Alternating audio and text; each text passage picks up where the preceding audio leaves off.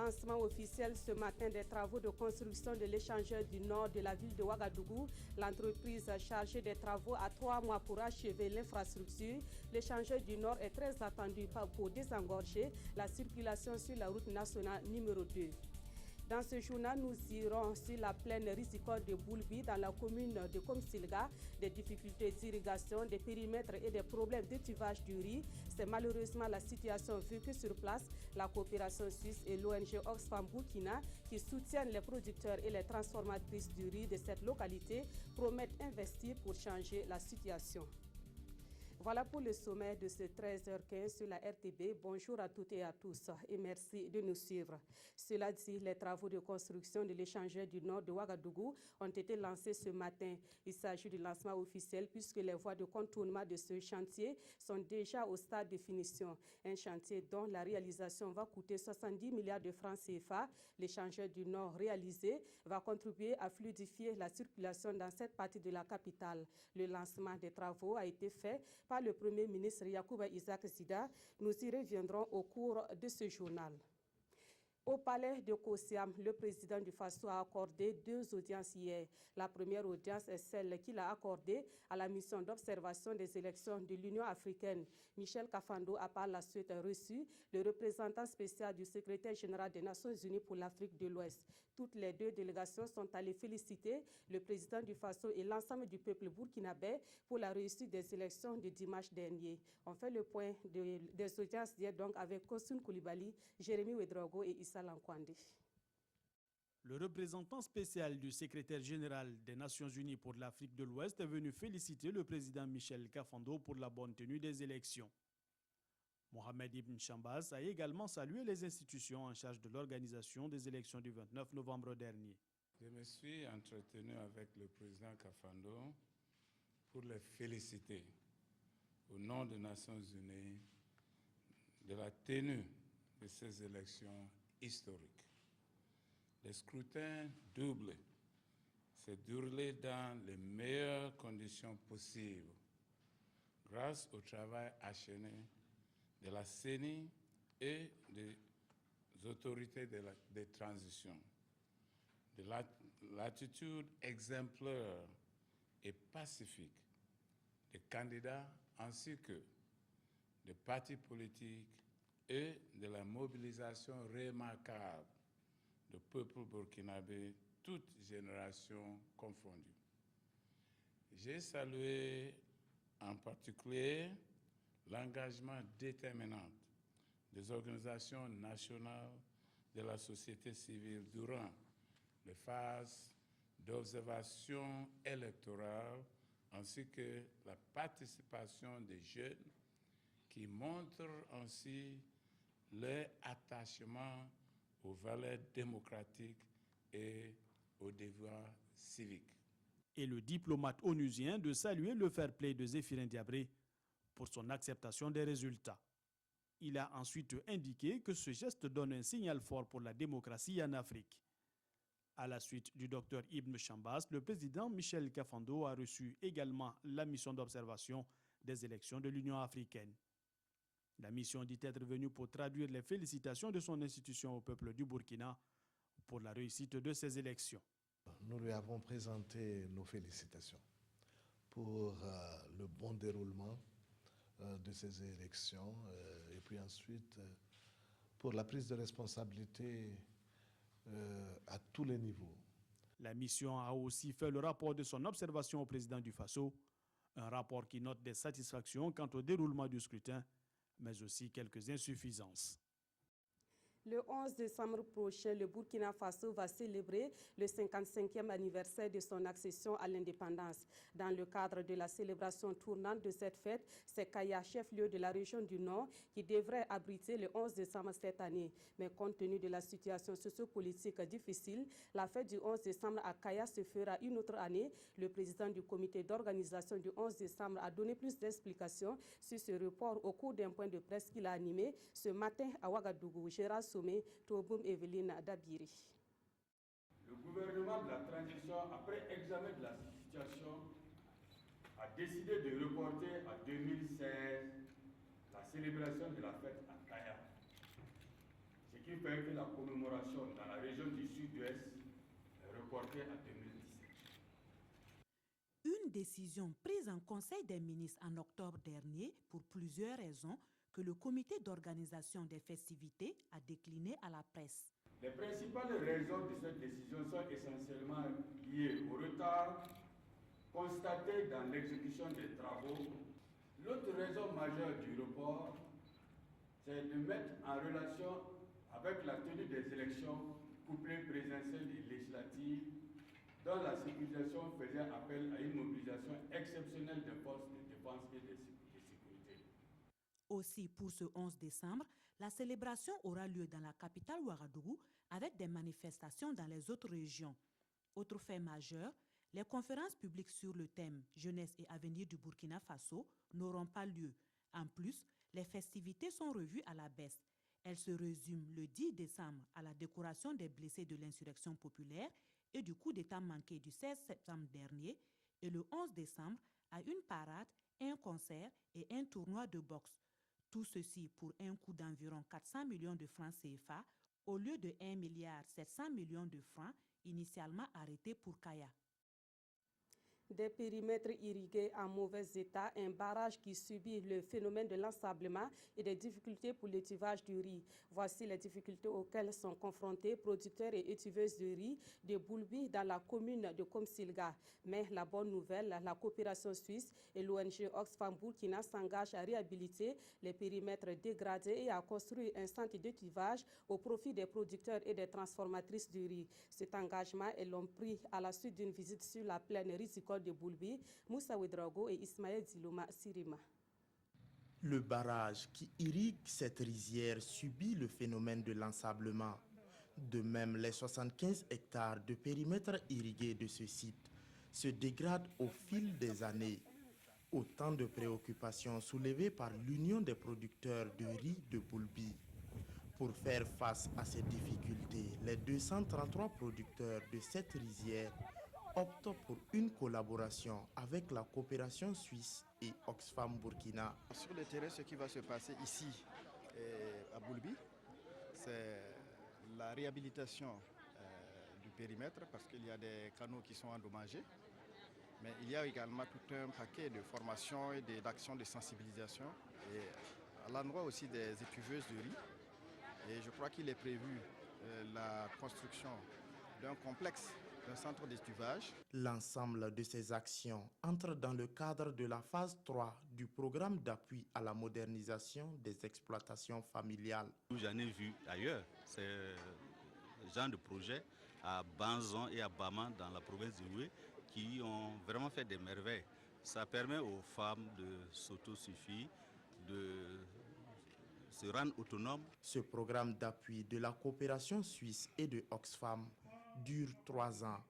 Il couvre la période allant de mars 2015 à décembre 2017. Au ministère de l'Action sociale et de la solidarité nationale, l'on plaide pour une prise en compte des indicateurs sur les handicaps dans le recensement général de la population et de l'habitation. La finalité recherchée est de permettre au Burkina Faso de disposer de données statistiques fiables sur la situation réelle des personnes handicapées. C'est en cela que le département en charge de l'action sociale pourra faire une meilleure planification des actions en leur faveur. L'atelier de plaidoyer s'est tenu hier dans la capitale burkinabé. Le reportage de Jean-Eudes Bayala et de Iniwalkoy Janine Kambiri. Les personnes handicapées au Burkina Faso sont estimées à 168 094 en 2006 et représentent environ 1,2% de la population, selon l'Institut national de la statistique et de la démographie. Il s'agit principalement des handicapés moteurs, visuels, auditifs et des déficients mentaux. Des difficultés existent quant aux données fiables sur leur situation réelle, d'où cet atelier de plaidoyer. On pense aux personnes handicapées au niveau des différentes études, mais malheureusement, il y a certains aspects qui ne ressortent pas. Et ces aspects doivent être pris en compte pour pouvoir répondre effectivement aux besoins de ces personnes handicapées. Un atelier positivement apprécié par le représentant des personnes handicapées. Cet atelier est bienvenu, donc pour qu'on puisse avoir, et ne serait-ce qu'à peu près, un nombre réel donc, sur les personnes handicapées. Il y a un travail de sensibilisation à faire donc pour qu'on puisse sortir toutes les personnes de sorte à avoir un nombre un peu précis. Les activités de plaidoyer thématique et de communication pourraient aboutir à la prise en compte des indicateurs sur le handicap dans le recensement général de la population et de l'habitation de 2016. L'objectif est de contribuer à l'amélioration de la protection et de la promotion des droits des personnes handicapées au Burkina Faso. L'Organisation ouest-africaine de la santé veut plus de visibilité des activités qu'elle mène au profit des populations burkinabées. L'OAS est convaincue que cette visibilité passera par une bonne collaboration avec les acteurs de la communication. Elle a donc convié les responsables des services de communication de l'espace CEDEAO pour une rencontre à Ouagadougou. Il s'agit d'une rencontre d'information et de sensibilisation sur les actions entreprises par l'OAS pour promouvoir la santé dans l'espace CEDEAO. Des précisions avec Gérard Sommet et Mounira Kéri. Plus de visibilité pour l'Organisation ouest-africaine de la santé, OAS, dans les pays membres de la CEDEAO. Voilà qui justifie la tenue de cette session, une session qui a réuni les responsables des services de communication des ministères de la Santé et des professionnels des médias en vue de renforcer leurs capacités dans la promotion des actions de l'institution. Il était important alors d'organiser une telle rencontre pour que ces communicateurs qui sont avec nous ce matin soient des relais auprès des gouvernants mais également auprès des communautés pour en tout cas rehausser l'image, faire une plus grande lisibilité des interventions de l'OAS. Pour le directeur général de l'OAS, plusieurs actions sont entreprises par l'institution dans le domaine de la santé, des actions qui, selon lui, méritent d'être mieux connues des populations. Nous avons eu à travailler sur plus d'une dizaine de programmes prioritaires qui vont de l'information sanitaire, du changement des comportements, de la lutte contre les épidémies, des maladies de façon globale. Plusieurs actions ont été menées par l'Organisation ouest-africaine de la santé, mais beaucoup de ces actions ne sont pas suffisamment connues par le grand public. Et c'est pour cela que cette réunion est pour nous d'une importance capitale. L'OAS se définit comme l'instrument principal d'intégration régionale en matière de santé. Elle œuvre pour offrir les meilleurs soins de santé aux populations de la sous-région. Je vous le disais en titre, les travaux de construction de l'échangeur du nord de Ouagadougou ont été lancés ce matin. Il s'agit du lancement officiel puisque les voies de contournement de ce chantier sont déjà au stade de finition. Un chantier dont la réalisation va coûter 70 milliards de francs CFA. L'échangeur du nord réalisé va contribuer à fluidifier la circulation dans cette partie de la capitale. Le lancement des travaux a été fait par le Premier ministre Yacouba Isaac Zida. Le reportage de Ali Doubadini et Abdelaziz Yagibou.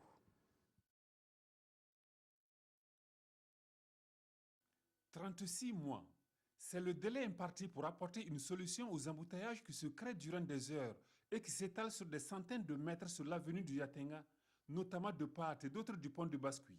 L'échangeur du Nord, tant annoncé et beaucoup attendu par les Ouagavillois, est désormais en chantier.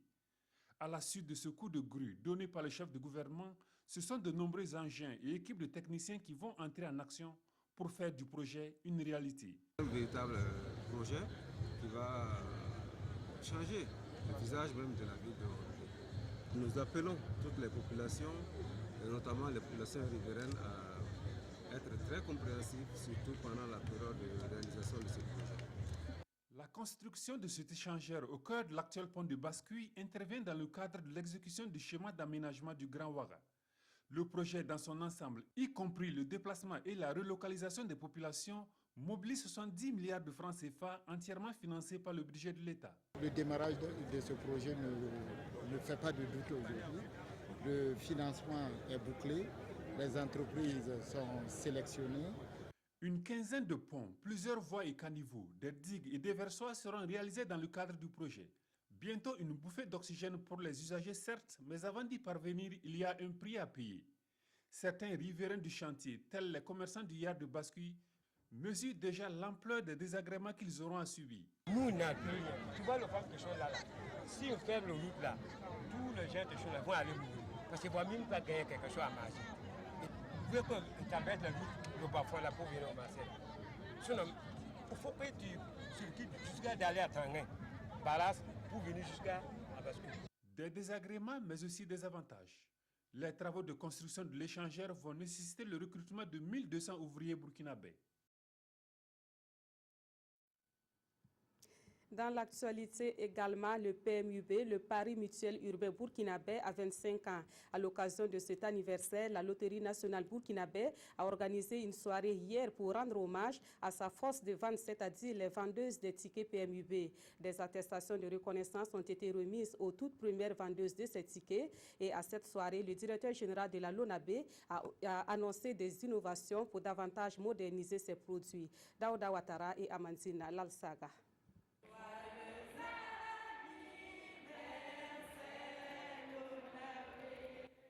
Un jubilé d'argent pour le Pari Mutuel Urbain Burkinabé. 25 ans après son lancement, le PMUB doit sa réussite à sa force de vente, foi des responsables de la LONABé. La nationale du jeu du hasard a donc voulu rendre hommage aux gérants de club PMU.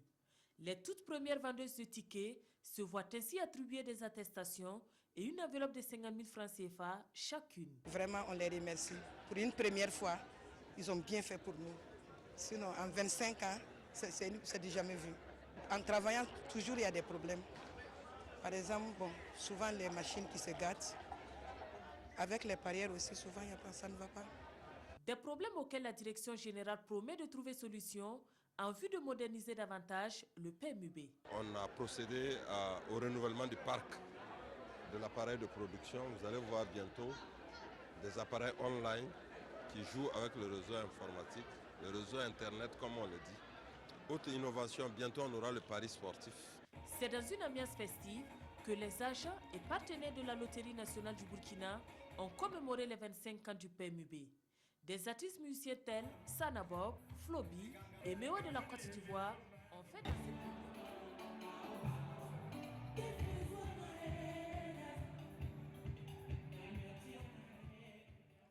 Un mot de religion dans cette édition. Cela fait 50 ans que les sœurs de la congrégation Saint-François d'Assise sont arrivées à Boulissa dans le Namentenga. Depuis lors, les sœurs de cette congrégation consacrent leur vie à des actions humanitaires. Le jubilé d'or de leur intervention au Burkina Faso a été célébré le samedi dernier à Boulissa. Les sœurs de Saint-François d'Assise ont rendu grâce à Dieu qui leur a permis de mener à bien leur mission. Le reportage de Yambana Koulma et de Moumouni Soubeiga. Après 50 années de vie consacrée au Seigneur au sein de l'Église Famille de Dieu et 50 années de service rendu aux plus vulnérables au Burkina, l'heure est venue pour les sœurs de Saint-François d'Assise de faire une halte pour, disent-elles, rendre grâce à Dieu. Je suis venue en 70, il n'y avait un centre de soins primaires, une case pour les maternités, pour les accouchements. Et quand je vois l'évolution de 50 ans, vraiment c'est formidable. Le jubilé, c'est dans la grande tradition biblique, un temps qui est un temps d'action de grâce, un temps de remerciement à Dieu pour tout ce qu'il a donné de vivre. C'est en octobre 1965 que les premières sœurs de Saint-François d'Assise sont arrivées ici à Boulissa.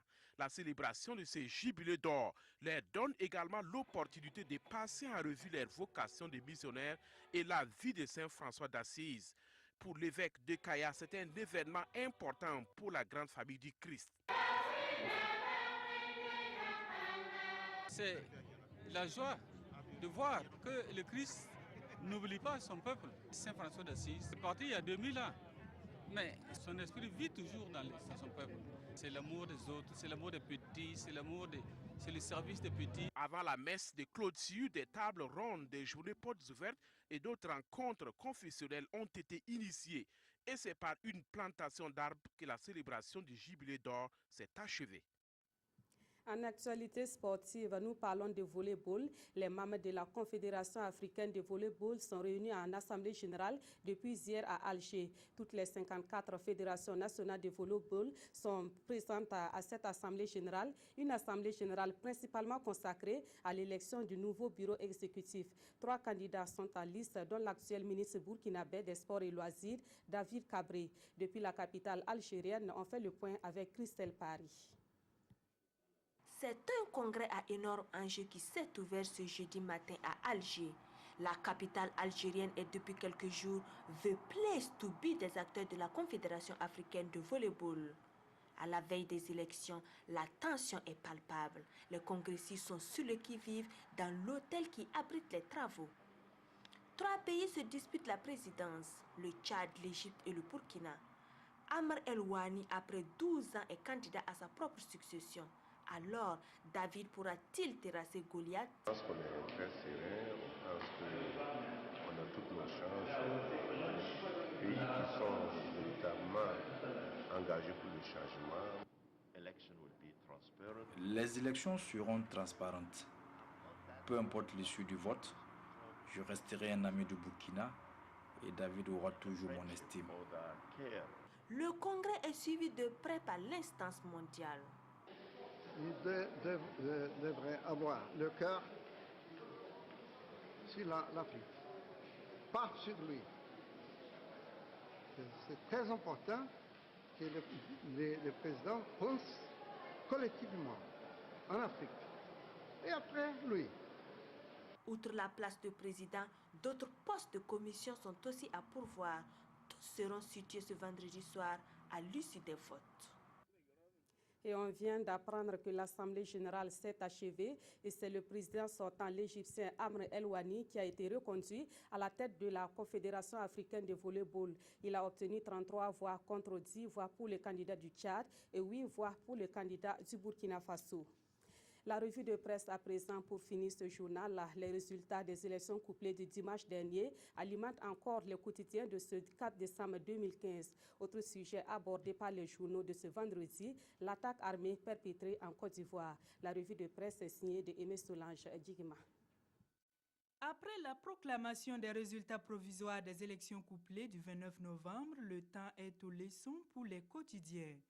Ainsi apprend-on dans les colonnes du journal Le Pays que les plaisantins et les rêveurs en ont pris pour leur grade. Le lecteur burkinabé d'aujourd'hui veut qu'on le prenne au sérieux, précise ce canard. Pour le pays, le temps des saprofites et autres opportunistes politiques semble désormais révolu. Notre temps recommande donc la limitation du nombre des partis politiques, car se souvient-il, sous la Troisième République, le nombre de partis politiques était limité à 3 et pourtant le peuple voltaïque n'était pas moins heureux que les Burkinabés d'aujourd'hui. À l'international, les journaux de ce 4 décembre méditent sur l'attaque armée à la frontière ivoiro-libérienne. Pécadilles, coups de semonce ou des attaques aux appendices politiques s'interrogent aujourd'hui au Faso. Possible, écrit-il, il est fait cas de milices pro-Gbagbo stationnées au Libéria qui caressent l'idée de revenir, s'installer au pouvoir en passant par la même route que les dirigeants actuels de la Côte d'Ivoire, argumente ce journal. Pendant ce temps, l'observateur Palgas suppute sur l'origine de l'attaque en se demandant si c'est l'œuvre des pro-Gbagbo ou de la nébuleuse salafiste qui sème la mort à tout vent dans la sous-région et bien au-delà. Ce qui est sûr, estime le pays, Abidjan doit garder l'arme au pied et au président Ado de prendre toute la mesure du péril pendant qu'il est encore temps. C'est la fin de cette édition. Merci de l'avoir suivi et merci de rester fidèle au programme de la RTV.